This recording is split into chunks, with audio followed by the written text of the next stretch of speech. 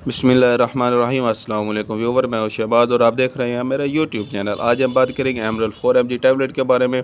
ये जो एमरल 4mg tablet है ये ख़ास तौर पर इस्तेमाल की जाती है शुगर पेशेंट में, यानी कि अगर आप शुगर के पेशेंट हैं तो ये वीडियो आपके लिए बहुत ही बेस्ट होने वाली है। अगर आप शुगर पेशेंट नहीं है तो बेशक जो आप ये है मेरी वीडियो ना देखें। जी हाँ व्यूवर, अगर आपका कोई भी रिश्तेदार है या कोई भी रिलेटिव्स जो इनको शुगर है वो ये जो टैबलेट इस्तेमाल करवाएं और ये मेरी जो वीडियो है वो कंप्लीट वॉच करें।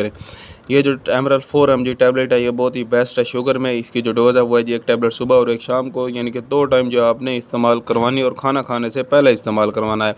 इसके अलावा ये सनोफी कंपनी के और ये बेस्ट है। इसके जो प्रोडक्ट हैं वो जो है बहुत ही इफेक्टिव होती हैं, यानी कि असरअंदाज होने वाले होते हैं। आपकी शुगर को जो है ये टैबलेट बहुत ही जल्द कंट्रोल कर लेगी।